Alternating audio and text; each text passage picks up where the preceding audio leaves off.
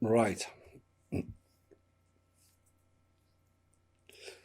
Since the last show, I decided to get away for a few days and visit some places of interest. And I'd already decided upon visiting the meteor crater and also the Petrified forest, but managed to take in Sedona as well. And it turned into a working break of enormous realizations that we are not being told the truth about that region of Arizona. The fact it is largely a desert region that is out of place with the topography of the surrounding regions raises questions for an investigative person like myself. Now, the first trip was to Sedona, the bastion of New Age snake oil salesmen that proliferates the alt media, and the region of the gates of hell, not the reported enlightenment zone as it is sold as. NASA, in their wisdom, opened that gate of hell, and much background work has been done to close it. Now, the energies were by and large okay, and some clearings was done whilst I was there. I asked to see the watchers, and they appeared on cue. And yes, they were in human form, but with a frequency-based difference. At times they come up to you, and for the average person, you would not notice. But the sight of a man looking very ill, on the point of collapse, to me anyway, coming down the mountain pass as I was going up, made me take notice. When I returned down the path, that couple was now going back up the pass. The guy was purple in the face, and he looked like he was about to keel over. Yet here he was with his partner, now going back up the pass and a steep climb. Two other people did exactly the same thing on the trail, and it was fun to watch. And like another town I visit closest to home, the watcher appeared in the mountain there as well. Now, the road from the north down into Sedona was interesting to say the least. Some beautiful scenery, huge drops, babbling brooks, and perhaps the only road I've ever driven on that appeared to have all four seasons on the one road. At the top, heavy snow, regions of autumn, regions of spring, and regions of green, sun and summer near the town. The next trip was to the Petrified forest, and most go to see the petrified wood, which is interesting in and of itself. Miles of scattered timber, some looking like they've been cut by loggers, or some shattered as they fell. But the surprising thing is the wood is petrified all the way through. And this is not a natural event explained by weather and conditions. This was a sudden impact event. And I pondered, could it have something to do with the meteor crater, which is roughly 55 miles away, I thought to myself. But then I spotted something out of the ordinary. Around one of the debris fields. It looks like someone had poured concrete in several patches that then left elevated mounds. Across the field lay over a dozen of these gypsum-like in powder form piles to a height of around 20 to 25 feet, as though it had been mined, and yet no evidence of truck trails or paths for the piles to have been transported for collection and use. It looked like it had been there a long time. Then I picked up a message and something to ponder on. Knowing there was dinosaurs in this region also, this means there were giants there as well. And my question was, did someone in the past pour this gypsum-like material over the graves or resting stasis place of the giants? The answer was yes. And the evidence mounted up and a bigger picture started to emerge. There are buried giants in the Petrified forest. What became clear was from that region, this was a war zone of biblical proportions in the past, hence the region being a desert. Desertification is largely arisen out of the use of what I know as the flash weapon, which is not native to this planet and was used in galactic wars of the past, as described in From Russia with Love 1 and 2. There are high levels of background radiation in the deserts of the Southwest, right throughout Arizona. That has not been fully explained, and maybe we will find out why with this piece. Now we know from the transcript of the EBE, extraterrestrial biological entity, and the Aztec crash, that the Four Corners was a regular stop and or habitation for the visitors from other worlds, and they worked closely with the Native American tribes and still do to this day. There is a reason why the tribal people have reservations, and large portions of it are out of bounds to non-natives except the US military. In particular, the out-of-place naval bases, like China Lake in California. It is hundreds of miles inland in the middle of a vast desert-like landscape. Why would you have a ship or maritime-based military there? Does that make sense? If it doesn't make sense, that then means there is a program running.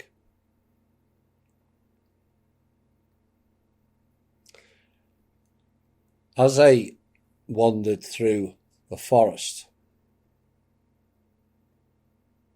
I was called out to go to a region known as Blue Agate. Blue, of course, is the colour-coded program of the ETs. Now, at every stopping point along the trail, I was greeted by a raven, bar one, which came later in the day. Now, the entrance to the Blue Agate, there was a stone-constructed building that led down to a 100-foot-plus fallen petrified tree and I paused before entry as I felt that this was some sort of gateway. Now, the building itself looks like an old railway station building without evidence of the rails. Now, once inside the building, I felt the presence of the past. And curiously, there was a sign, like a billboard, inside the building that said, "Journey into the past." So my pause before entering was the correct thing to do. Shield up and protect myself before entering. The blue agate had a large fallen tree across an opening, and the park's owners, at some point, whoever they may be, built a concrete beam under the tree, said to keep it propped up.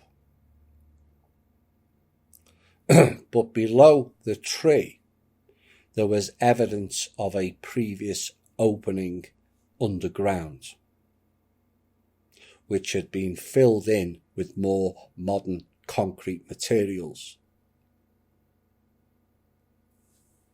This is why they called it a gate. It was a gateway out of the hills and onto the plains below.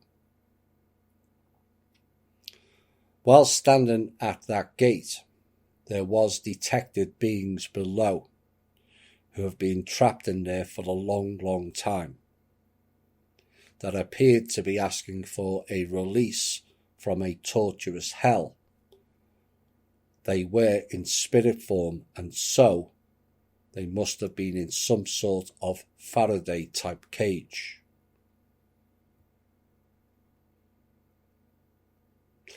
I pondered on whether to help them, but a voice said no, and to ponder on it first.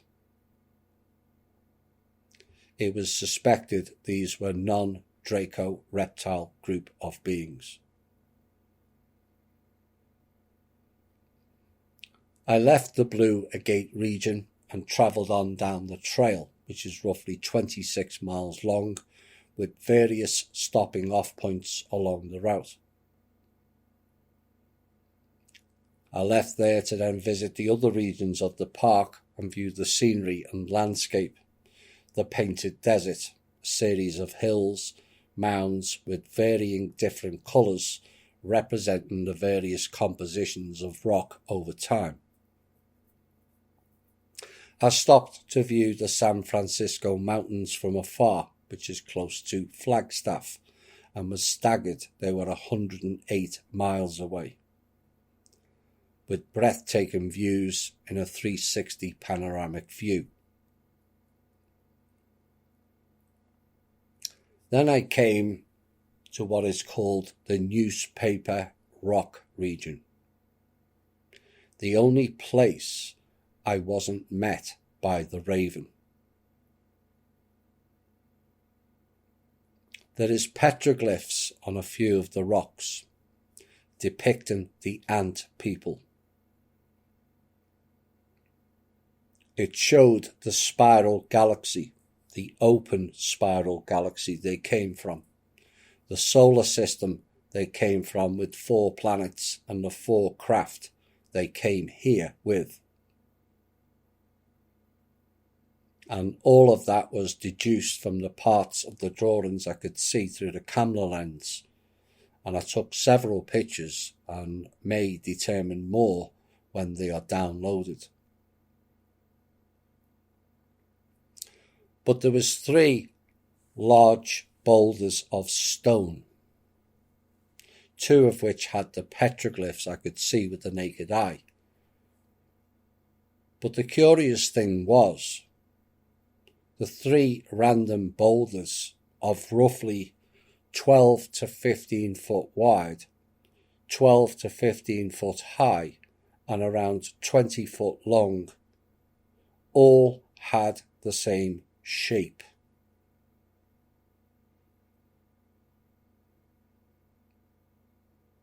Upon closer inspection, they looked like some fossilized tank-type vehicles, with further evidence of an entrance to below ground and also further evidence of it being covered up behind these vehicle-like boulders. This got me to ask questions in more detailed fashion. It had become clear to me now that this was a region of war, and so I asked the question, when was this war? The answer back was 1812. That was the last one, but also a much greater one, much earlier in time. Now, 1812 was a wartime here also. And was that War of 1812 a distraction for other events unfolding at the same time? Is it a coincidence that at the same time nuclear-type weapons was being dropped all over Russia, as we mentioned in the From Russia with Love series? There was also reports of many cities mysteriously going up in flames in America in 1812 also.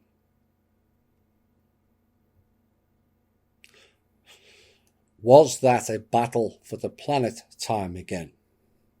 Is that why, and the time of the spoken about mud floods that buried large parts of towns and cities across the planet? Is there evidence of large-scale covering up of certain places from the past, like the cover-up I observed in the Petrified forest? Yes, in Göbekli Tepe, it was covered with acres and acres and tons of sand. And I also know for a fact there's a whole ET metropolis in the Sahara that has been covered up. And once that is found, there'll be no more illusion. The questions I had now was, who was fighting who? What role did the humans play in it, if at all? Would I find more evidence of the war? Yes, but not in this region. My next trip was to the Meteor Crater, a vast hole in the ground, 60 stories deep, hundreds of yards wide. But upon my approach, questions were starting to mount up as to, is this what they say it is? The first clue before seeing the crater was, where is the debris field? I would have expected it to be more like the Petrified forest debris field, with trees, boulders of varying sizes littered around the crater rim for a region of at least a mile or more. There was little to no evidence of it. I went into the exhibition centre, paid the fee to go up to the crater, and was met with a blistering wind, a gale force wind, where you could barely stand up. And yet the surrounding areas, there was no more than a 10 to 15 mile an hour breeze. I could literally barely stand up and had to brace myself on the rails. Where was the wind coming from? Is it the crater? I pondered. Now, in the middle of the crater there is a shaft, which is fenced off, as is most of this property.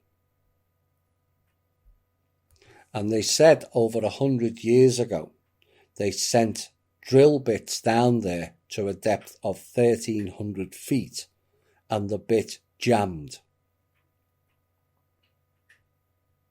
What were they drilling for? They say for evidence of the meteorite. But was there enough research into meteorites back then? And did we have the technology back then for a 1,300-foot drill bit? This was 1902.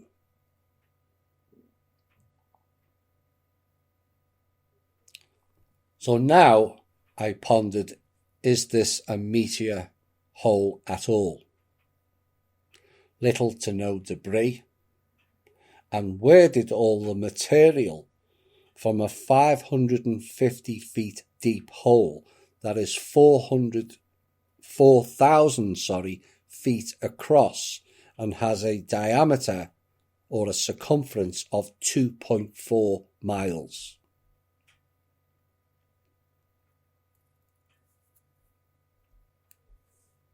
Now, early explorers in the late 1800s determined that the hole was a volcano as such. Now, also what was curious was you are only allowed to view it from one side. But there was a pathway leading out from below the exhibition centre on the crater floor, yet you couldn't see where it led to.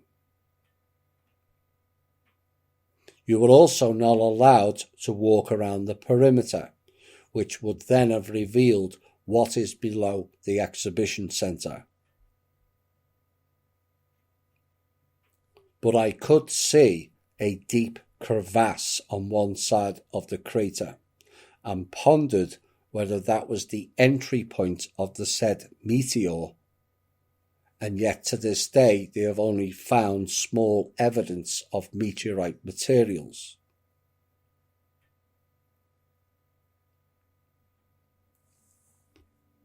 I then in part read the pamphlet given to me, as I had developed a theory, and if correct, the projectile would have come from a specific direction. Upon closer reading, they determined it came in at a very low trajectory and from a northeasterly direction, which explains the crevasse I observed earlier in the crater. And then it dawned on me.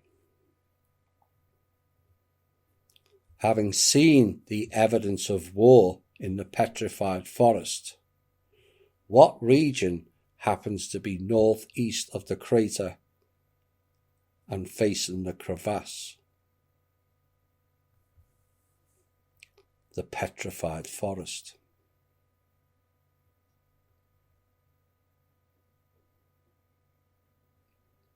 This potentially means it was a missile fired from the Petrified Forest into that region where the crater now is.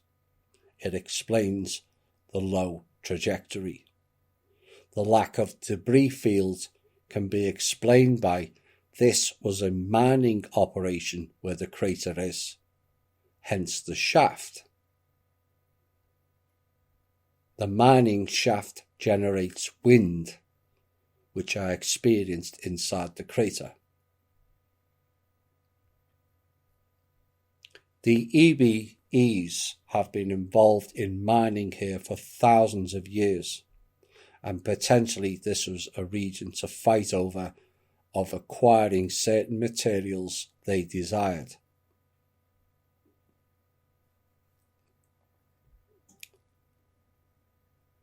Update of what happened when I left the Petrified Forest.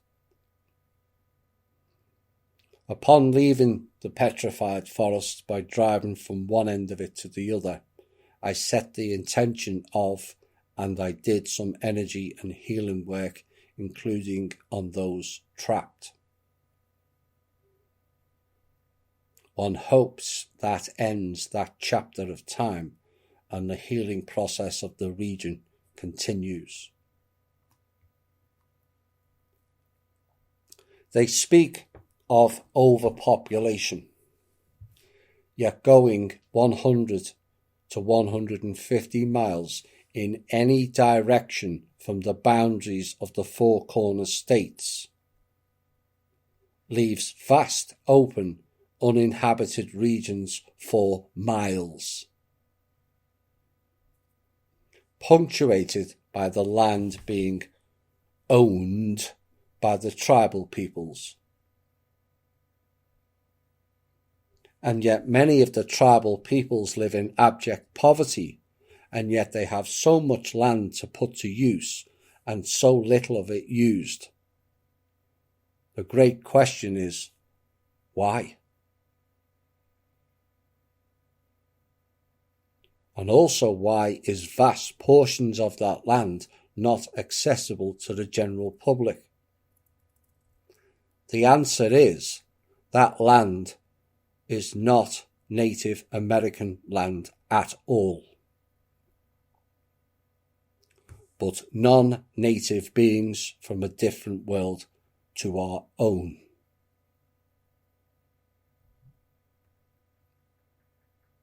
The evidence is all around you once you see, think, ponder, and process.